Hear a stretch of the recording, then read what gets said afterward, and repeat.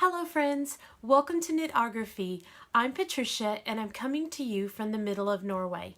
Today I'm just popping in to tell you about my first ever knit along called the Knitting Bag Book.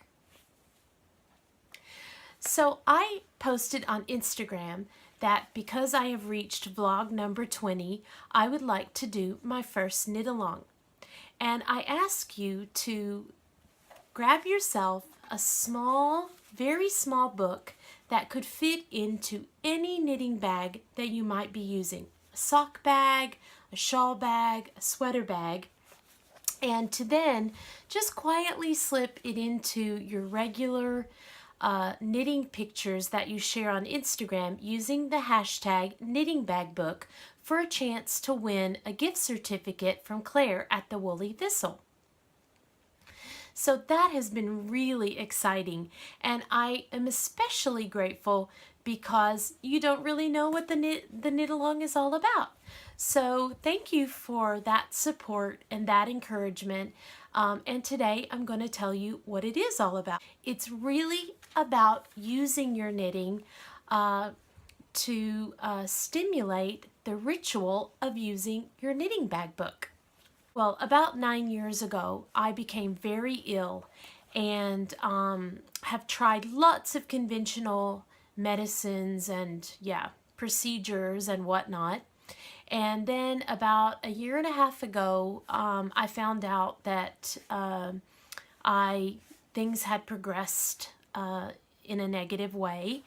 And I decided to go against conventional medicine and use alternative medicine and basically to work on healing myself. So I'm not the kind of person to really go into the past or dwell on the negative. So I'm not going to go into that story because the point to this is that I am well and I am in remission and I'm on the road to recovery, and I just started thinking about some of the messages that I receive and a lot of people that are struggling. I get a lot of messages like that, and I wanted to, part of the ritual of healing is giving back, and so I wanted to share a technique that I have used to in the process of healing myself, and that is a knitting bag book. So I have been using a knitting bag book now for about a year and a half. I think this is my 19th book. And I have the ritual of using a small book just like this every single month. If you are going to build a ritual or a practice into your day-to-day life, you need 30 days to do it. And 30 days is a manageable time to use the knitting bag book and then to go back and to reflect upon it. So I do a 30-day ritual of using the knitting bag book. And I thought it would be very interesting to share this practice with you and just ask you to give yourself 30 days to join in. And we will go week by week by week by week for the 30 days, so 4 weeks. And for those of you that really commit, stick to it, and then are willing to go on my project page, comment how you're using your knitting bag book, and share with other people, you'll be eligible for a weekly prize that I'm going to draw. Now, I'm going to tell you about this practice that I use and how I use it.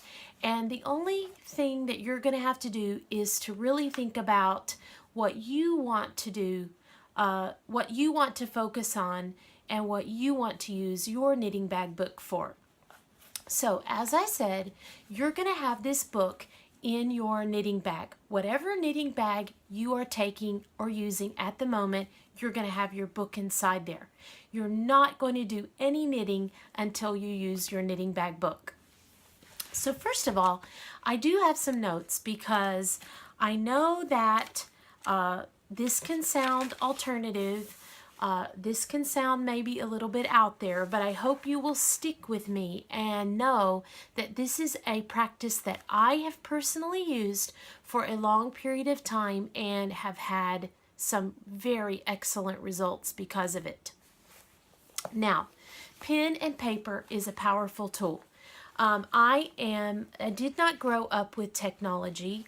The first computers that came out were when I was in university, but I have really embraced technology, and I do like texting. I do like engaging in social media, but there is a power behind using pen and paper. There is a physical and mental connection, and I tell my first graders how your hand goes right up and connects with your brain, and that writing is a powerful tool that we can use. So the Knitting Bag book is that kind of tool. It is an actual writing that we're going to do to stimulate our left brains before we begin our knitting, which uses the right brain. And you're going to stimulate your whole brain in this practice. First, you use your left brain to engage your Knitting Bag book, and then right after you finish with the practice, you'll start your regular knitting. So, journaling is proven. You can go and do your own research about it, but people that do journaling have increased health benefits. Successful people, balanced people, healthy people usually do journaling. So this journal is going to help you to understand yourself better. It's going to help you be more aware of people around you and the world around you. And it's going to remove a lot of mental blocks that you have. And mental blocks are, triggers that can make you ill, can make you depressed, can make you, it can stop you up. So the Knitting Bag book is going to help you with these things. Now, I'm going to tell you what I've used mine for. Ever since I became ill and I decided that I was going to heal myself and used my Knitting Bag book, I have used it to clarify my feelings. I have used it to get to know myself better. I have used it to reduce stress, to solve problems, to resolve disagreements, to be more mindful, to track patterns and trends and improvements, and to monitor my own growth. And one of the things that has been a benefit of my Knitting Bag book is that circumstances that I thought were really big and I thought seemed insurmountable were really not that big at all and resolved themselves with time. So the Knitting Bag book has helped me in many, many ways. The simple act of expressing your thoughts and feelings on paper is a powerful tool in speeding a recovery of any kind, whether it be an emotional recovery, grief, physical, mental, all of those things. Just the power of using your Knitting Bag book is going to help you. Now, this is not a journal where you're going to be writing out long sentences and feelings. You don't have time for that. This is going to be a 1 or 2 minute ritual every time you sit down to knit. That's what I do. Now, when I began my Knitting Bag book and my, this journey to healing, I wanted to, first of all, record my movement. So I have a Fitbit and I track my steps. In the beginning, that's what I did. I wrote down, first of all, in the morning, if you open up your Knitting Bag book in the morning, or your knitting bag and your Knitting Bag book in the morning, I would start out on that one page, just planning what I was going to do that day. Was I going to walk? Was I going to bike? Was I going to go in the forest? You know, I planned my day and set myself a little goal. And then at lunchtime at work, when I opened up my knitting bag, I just quickly looked at my Fitbit. Where was I with my steps? And I recorded the number of steps, 4,962. And then in the afternoon, I also looked at where was I? Have I done that movement goal for that day? Was there any hours in the day that I could increase my steps? So I focused on movement. And I put movement, I'm just going to pretend that this is a page in the book.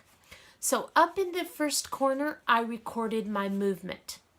The other thing that I needed to do in my journey to healing was to make sure that I stayed hydrated, because I was getting off all kinds of caffeine outside of like a morning coffee or something. So I drew little drops to make sure that I had thought about drinking water for that day.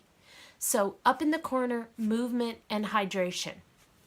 The other thing was, in the other corner, I recorded a worry that I had, or a feeling that I had. First of all, a feeling. I recorded a feeling.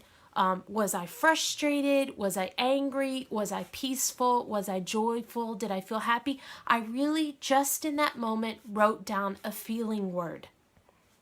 And if I know what the feeling is attached to, like especially a negative feeling, I wrote that down. In other words, stressed, work, if you know what I mean. And so in the other corner, I wrote down a worry that I had.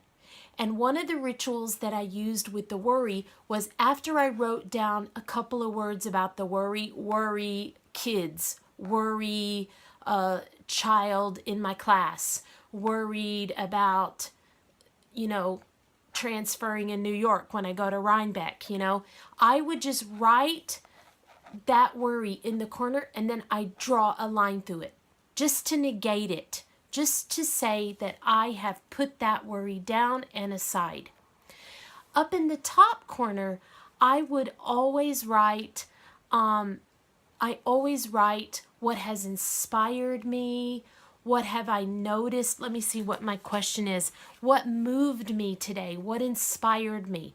I want to write something up in the corner that I noticed. The wildflowers. I had a lovely exchange with someone or something. I always write that here. So movements, feeling, worries, and also some inspiration for that day. Then, right in the middle of the book, I would write about something that I wanted to accomplish that day, giving back. Who do I want to focus on today? Do I know somebody that's struggling? I have to say, I'm not going to open my knitting bag book because it's a very, very personal thing. And I don't want you to ever share what you put inside. But recently, I have put my son in the middle, not only as a way to inspire him or think about him with, to focus on making him feel special, but also as a worry, because he's about to attend a high school. It's not his first choice, and he doesn't know anyone there. And so, I'm really focused in on this experience that he's going to have. So in my knitting bag book, those are the examples of things that I focus on. You can write dreams in here. I have monitored my food intake. I have monitored things that I wanted to get accomplished, and so on. But this book is just going to be a 1 or 2 minute. Now, you might think that's overwhelming, but just monitor your movement for the first week. Just monitor your feelings for the first week. Just monitor your worries for the first week. So your knitting bag book is just going to be a 1 or 2 minute recording before you start your knitting. something that you would like to monitor. And at the beginning of your book, just write down the thing that you want to monitor. Do you want to monitor movement? Do you have a question for yourself, how you're feeling, what's inspiring you?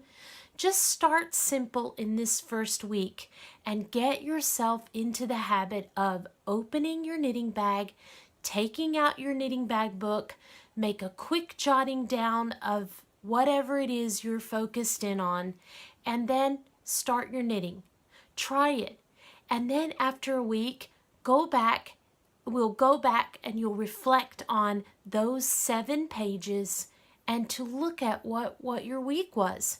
You know, it's easy to let the days slip and to notice patterns, but when you record them and you reflect upon them, you can say, look, I had a really bad week this week. How can I turn this around? And then maybe you're going to alter your question for the next week.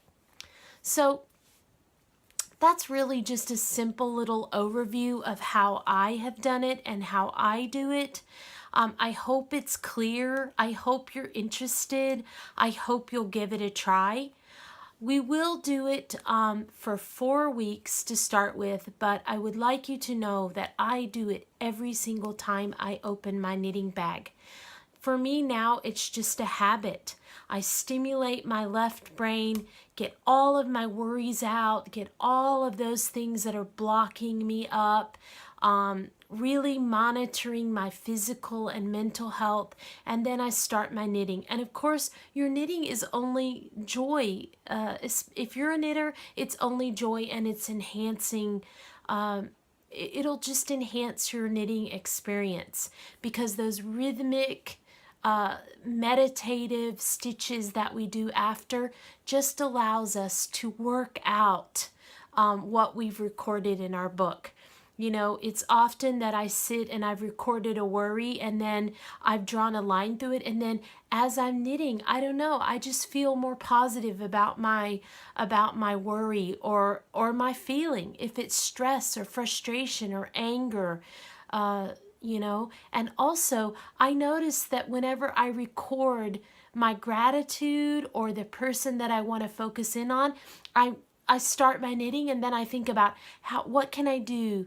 What can I say? How can I, you know, make that person feel great as I'm knitting? It's almost like what I put in my book is resolved through the stitches of my knitting. So friends, that's really what I wanted to pop in and share with you today. I know it's a little bit different than the normal knit-alongs, but pretty much whatever I do, I'm either late to the party or going to my own drum beat, so that doesn't bother me at all. If you are interested, I really hope that you will think about this. I'm going to update my project page with something that you can go to after you've sort of maybe reflected on joining or not joining, and then you can come and share your idea of what I'm telling you and offer some feedback, and maybe just your sharing of, hey, I want to do this, I really need to get myself moving more and focus on that day to day, or I've had a lot of stress and I want to monitor that. You might inspire someone else to join. So, vlog 20 is coming up. I have a lot of works in progress to share with you. Emma Grace is going to be back. We have something very special to share with you together. If technology is our friend, my mom is going to share her knitting. We're going to dial up my mom. Yeah, I have a lot to share with you as a celebration of vlog 20.